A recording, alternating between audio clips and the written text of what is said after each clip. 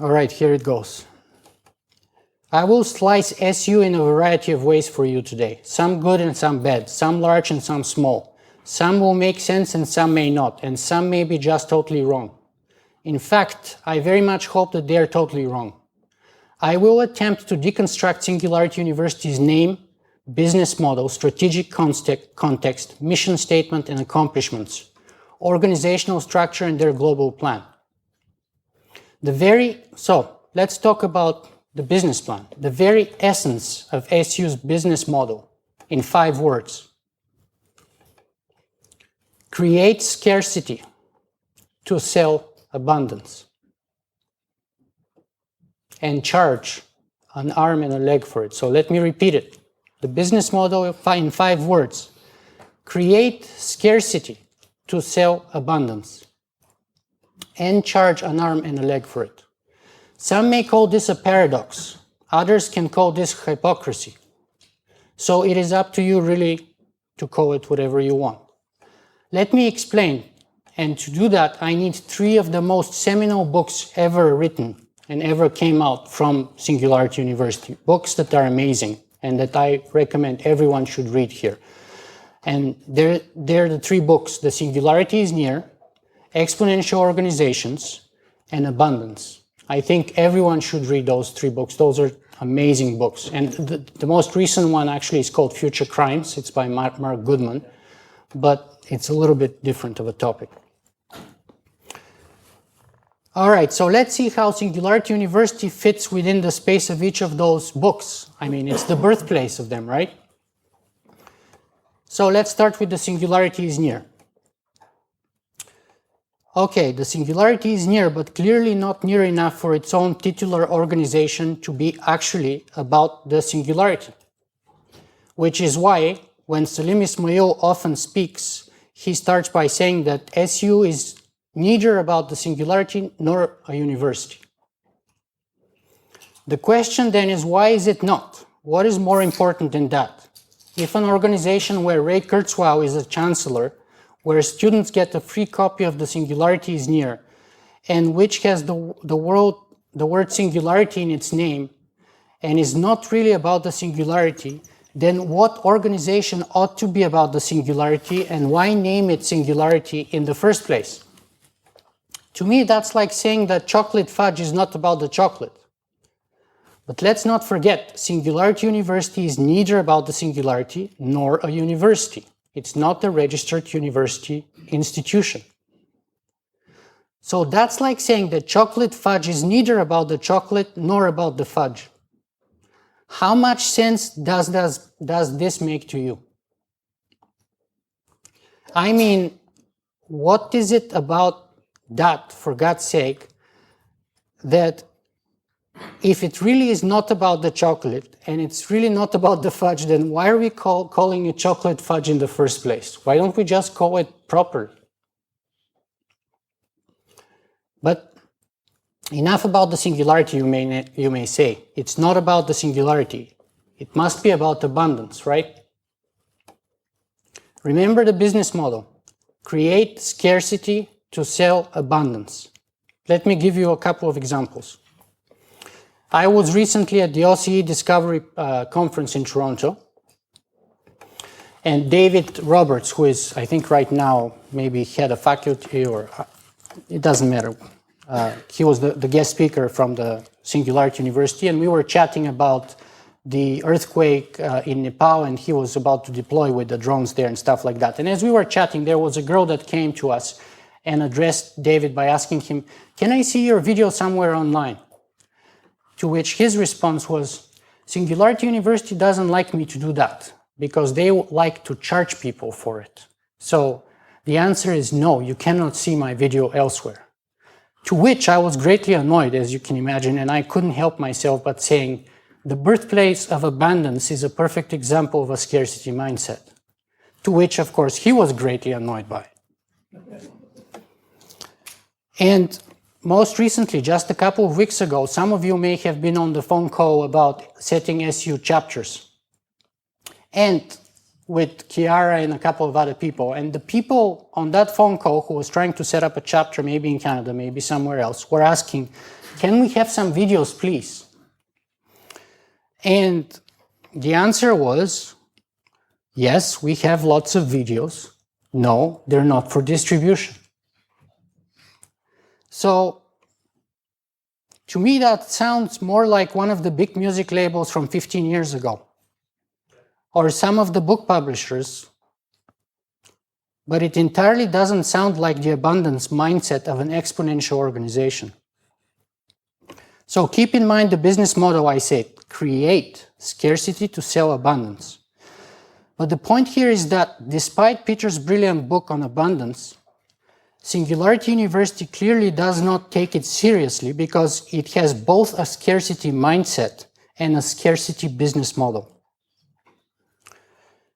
So now let's talk about the third seminal book that I believe everyone must read, which is 50% of it, if not more, was created right here, which is the reason why I'm here, and that's Exponential Organizations. Yuri is a co-author. Many of the people from the team that did all the heavy lifting on the book are probably here in the audience. You guys did a fantastic job. So, the question is very simple. Is Singularity University an exponential organization? Well, let me answer it this way. To this day, I have not met a single faculty member or a GSP student of any year who has told me that they thought Singularity University is an exponential organization.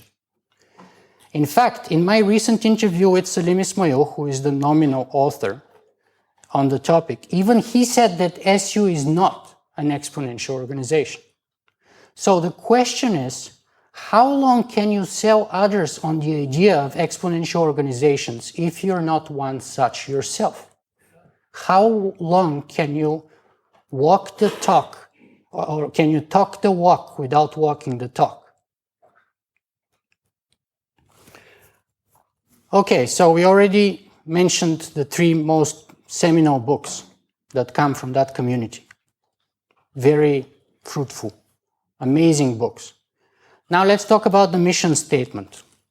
As Yuri calls it in the book, it's massively transformative purpose. Vital, right? For any organization. And SU has the best MTP ever, positively impacting 1 billion people within 10 years. Brilliant, right? So let's judge them according to their own meter. Let's see how close they've gotten. Let's assume I'm totally wrong in the previous claim that I made, that they're not an exponential organization, and let's presume that they are. So 10 years in exponential growth to reach 1 billion people. Let's reverse calculate that. We are currently at year 7, or after year 7 actually. So they have 3 doublings to reach 1 billion. Let's work that out 3 doublings back.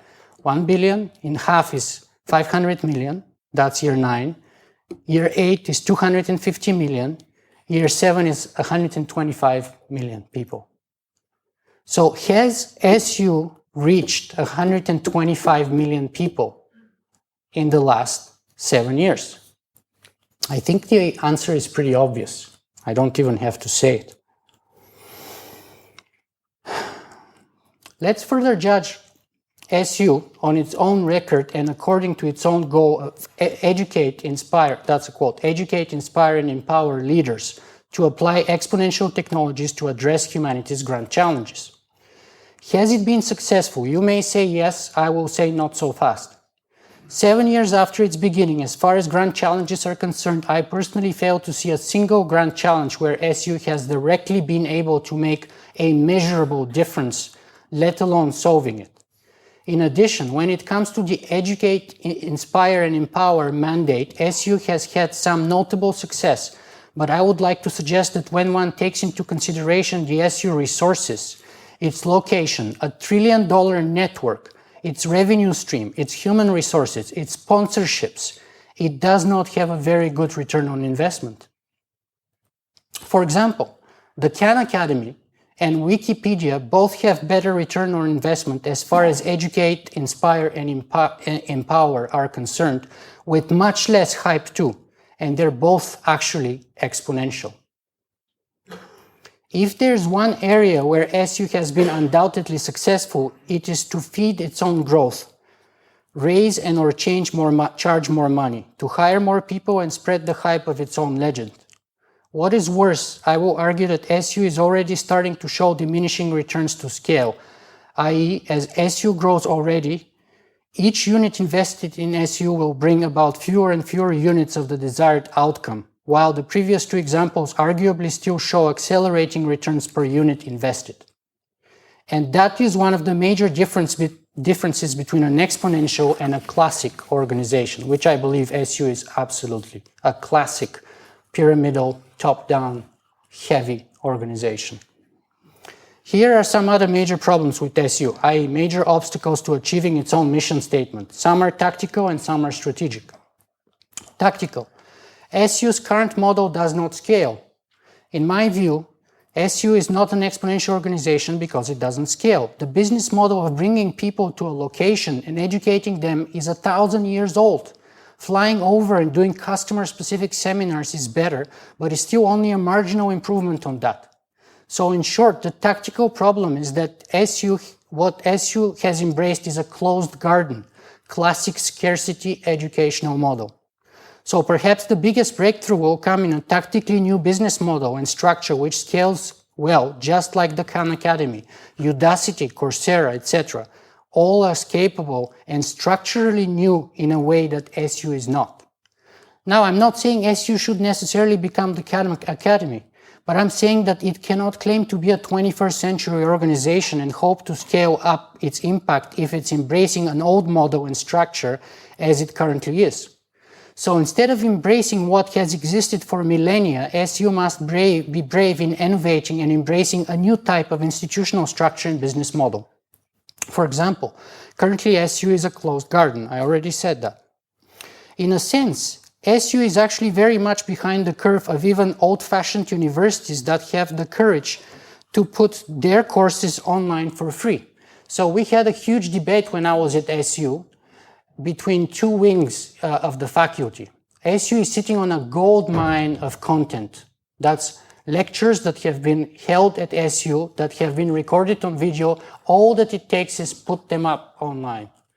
And the debate has been between the abundance mindset and the scarcity mindset. And the abundance mindset says, put it all available out there to make a difference. The scarcity mindset says, no, we can't put it out there. I mean, if we do, who's going to pay 30 grand to come here, right? So if you look at it this way, actually all the educational institutions like Harvard, Stanford, MIT, and others who are actually doing that, they're old classic universities, they're actually ahead of the curve of SU. I mean, doesn't that sound ridiculous? So SU so far has been lacking any such courage, which means it is even further behind old school universities. I mean, what's the use of improving your curriculum every 3 months if only a tiny number of people paying big money will actually ever see it? Is that the way to make exponential change? For example, I'm hearing from a number of people that some faculty of SU are afraid to publish the gold mine of hundreds of videos that SU has been sitting on for years. Right? In short, there are a few reasonable questions here. Why is it that Tesla can open source all their amazing innovation that cost them millions of dollars to develop and that cost nothing for Singularity University to record a few videos and put them online? How is it Elon Musk can step up and publish everything and open source it? How is it Google can release machine learning algorithms in the open source Apache kind of based community, and SU, the birthplace of abundance and exponential organizations, is unable to do that? Which organization do you think is more likely to be exponential? And what kind of mindsets are they supposed to aspire to? Whose ideas do you think are more likely to spread? In my view, if SU wants to change the world, it has to be the living example of an exponential organization that is clearly changing the world. The longer the gap between its preaching and its own self persists, the more its credibility is going to diminish. Other tactical flaws. SU is elitist and top-down. It seeks to make change from the top-down via leaders rather than the bottom-up via, for example, networks. It is also convenient for SU that usually leaders can pay a lot, while masses of people cannot. SU has financial incentives not to change, both personally, where key SU people likely have a personal financial stake at SU staying the way it is right now, but also institutionally, where SU takes a cut from incubated businesses, which is fine if it's the main mandate to produce businesses and to make money. But as long as it is not the mandate, then this mechanism is suboptimal. SU has a paid model of education. That is, it aims to educate, but only those who have money to pay for it. And if you don't, then SU provides no help whatsoever. SU has a single model of implementation aimed at accomplishing its goal. That is to say, have an idea, start a company, create a product or service to sell, so that SU can have their 5% and you will change the world. Well, if the internet, the World Wide Web, and Wikipedia were created in SU, they would have failed miserably, because none of them fits that Silicon Valley monetization model. None. And it is hard to argue that they did change the world, and maybe they did it because luckily those entities didn't embrace the SU model and didn't start at SU. This single model, however, also leads to a lack of structural diversity of the SU projects, because they have to fit the one and only mold proposed, as opposed to the following of a more natural evolution type of an approach, which leads to diverse outcomes rather than a single outcome. SU is centralized, bureaucratic, and hierarchical, and is becoming even more so. I met Naveen Jain at a conference a couple of years ago, and Naveen Jain himself told me SU is becoming such a bureaucracy that it is becoming impossible to get anything done. His words, not mine. Strategic problems with SU. Embracing an old socio-economic paradigm. SU is not looking at creating a new socio-economic paradigm, but instead takes the easy road of seeking the most comfortable way to fit in the current one. Salim often says during his presentation that SU is not a university and is not really about the singularity. I covered the first point already and gave examples of how in some ways even traditional universities are more courageous, more current, and even more impactful than SU currently dares to be. Others such as Udacity and Khan Academy are clearly more scalable. So if SU is not a university, why is it running what is more or less an old university model? During exponential finance, many speakers gave examples of short-sightedness and inability to focus on the longer term. So why is SU only focusing on the next 5 to 15 years from now at the most? Why do we not focus at least a little bit on the potential ways how our current socio-economic capitalist paradigm is likely to change the closer we get to the singularity? To me, capitalism is by far the best that we have so far, but it's not different than any other system. It was born during the Industrial Revolution, and it is rather likely to die in our lifetime, before or around the singularity. This is what evolution is all about. Nothing stays forever, nothing is ever perfect, but it's always changing and evolving. Thus, it only makes sense that capitalism as we know it will also have to at least change or potentially even go extinct. I'm not saying SU should not make money or not embrace capitalist models. It absolutely should. Someone has to pay the bills. But it should not be limited only to those. And it seems to me that currently SU is a classically structured organization with a corporate model focused on selling, making money, spreading the Silicon Valley capitalist gospel, in riding the exponential wave as much as possible, rather than being the living example of creative innovation, be it structurally as a new kind of institution or strategically as one focused on fundamentally different strategic goals than anyone else. And so the main implication of all of the above is that SU is not structured to actually address its own mandate. If SU wants to change the world, it has to naturally start with itself and be living embodiment of the change it seeks to spread. And this is much different from being a benefit corporation or whatever other legalese nonsense it currently is called. And I'm actually going to, I'm going way over time, so I'm going to skip about their global plan, but I'm happy to discuss this. So I'm just going to finish you off with the punchline, and it's Peter Diamandis' brilliant, well, actually there's a little part before there. What I'm saying is this. SU is positioning like, SU is saying right now the gatekeepers are gone, and it's positioning to be the new gatekeeper. It is like SU saying the emperor is dead, long live the emperor. The gatekeepers are gone, so let all old gatekeepers come to SU because we are the gatekeeper of exponential technology and the gods of disruption. And so again, in essence, it is the same old cry. The emperor is dead, long live the emperor.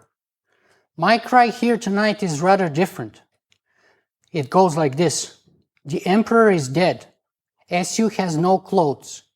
The hell with the monarchy, and long live the republic. It's going to be a new world order.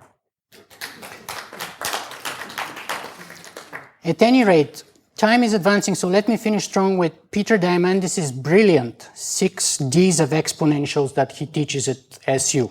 And let's see. The 6 Ds are these: digitalized, deceptive, disruptive, dematerialized, demonetized, democratized, or decentralized. Let's see how SU does with respect to those. So, digitalized. It is absolutely not digitalized. SU, that is.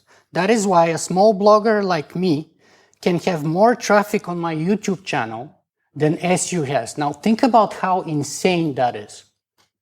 I am a no one. I am a stupid little blogger who has trouble paying his rent. SU has a $1 trillion connection, and on my $1 trillion network is situated at NASA, is supported by Google and anyone else you can dream of. And my YouTube channel gets more traffic than theirs. I mean, that's great for me, but that's kind of ridiculous.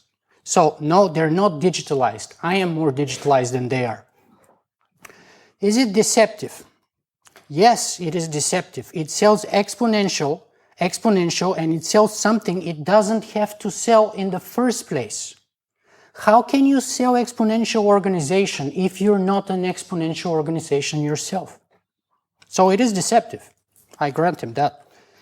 Is it disruptive? Yes, it is very disruptive, but mostly to people's and organizations' bank accounts. So years ago, people used to come and complain to me that SU is asking for $100,000 for a day or two long event. Then a couple of years ago, they would come to me and say that SU is asking for $200,000 for a day or two long event. The latest information I have is that SU is asking for maybe $250,000, maybe $500,000 for a two-day event. So the way things are going, SU will reach $1 billion way before reaching 1 billion people. And will disrupt the balance of a number of bank accounts, no doubt. And let's not forget, it started as a not-for-profit and now is somewhat halfway. But the reality is that it is totally for profit if you watch what's being done. Furthermore, how disruptive and exponential can be a few middle-aged people who fly first class and ask for $500,000 to do a 2-day event. Revolutions are made by the young and the poor, if I remember. And I think of a few people whose middle name is disruption, and they don't fly in first class and they don't make the big money. They usually ride bicycles. And people who do what SU does are business people. People who disrupt simply do what they do. They disrupt. So is SU dematerialized? SU is geographically clustered based on in-person learning and funded by an artificial scarcity-based business model. Is it demonetized? It is the exact opposite of that. It is very monetized and trying to be even more so all the time by raising its prices and creating artificial scarcity. They have the videos for free. They have everything easy. They create artificial scarcity to be able to sell abundance. So is SU democratized or decentralized? Neither. It is a classic top-down pyramidal type of a structure. So there is nothing fundamentally new, democratized, or decentralized about it. And so I find it a great irony of exponentials that 7 years later, SU is none of those things either. So let me close things down here by saying this. The emperor has no clothes, my friends. The emperor has no clothes. SU is not about the singularity. SU is not about abundance. SU is not an exponential organization. And the exponential irony is that SU charges enormous amounts of money by going to all kinds of organizations that are none of those things themselves and asks them, do you know about the singularity? Do you know about abundance? Do you know about exponential organizations? And then tells them that they should listen if they want to survive. And of course, this is what I just did. And so I do hope that SU has a big fat check for me today. And I'm happy with only $100,000 because I'm giving them the warning that they love to give people and to get paid for, which simply goes like this. Disrupt yourself or be disrupted. Lead by example and from the front. Seek to monetize abundance rather than scarcity. Put the mission in front of the organization. Live your message. Do these things and you will reach your goals. Fail to do so and you will fail as an organization. So if SU is not about the singularity, not about abundance, and it is not about exponential organization, then the natural question, of course, is, what is SU about? Well, humor me here with this absolutely crazy and totally outlandish hypothesis. SU is a child of Silicon Valley, and Silicon Valley is about one thing. Start a business, build it up, and sell it. In other words, Silicon Valley is about IPOs. It is about taking companies public. And the strategic drift that I have been getting based on all the observable changes and what's been happening for the past few years is that Singularity University follows that mold and is being built up and groomed with the idea to eventually be sold off to someone, like Google, for example. Of course, there's nothing wrong with that, but that is a fundamentally different purpose than impacting the life of 1 billion people in a positive way. And so where does all of this leave us? I honestly have no clue. But I do know that when the Singularity Hub never called me back to become a staff writer for them, that was the best thing that could have ever happened to me at that time. Because it would have not occurred to me that I can do it on my own. I also know that while I do love SU, SU does not have a monopoly over exponential technology, disruption, or the future of humanity. So while it is great to have a strong organization, it is even better if we have more than one. We need many, many SUs. That is why, for example, when people are sometimes surprised that I allow other tech bloggers and podcasters to post on my blog, link to their sites and, quote, steal my audience, I reply that that's totally awesome. Because I believe, one sentence, because I believe in the mission more than I believe in my own organization. Because I believe we need many, many Singularity Universities, Singularity blogs and Singularity podcasts. And because I actually believe in abundance. And so I plan to keep doing what I do best. And if at times that comes at a high price, that's okay. And I think that now you may have a better idea as to what that might look like. But in the end of the day, I'm not here to be right. And I'm not here to make money. Unless, of course, Yuri has my $100,000 check somewhere. I am here to start a conversation. I am here to tell you that our emperor has no clothes. And it is our responsibility to say so loud and clear. And so in that sense, I admit that I'm here to make a ruckus. But the rest is really up to you. Thank you very much, guys.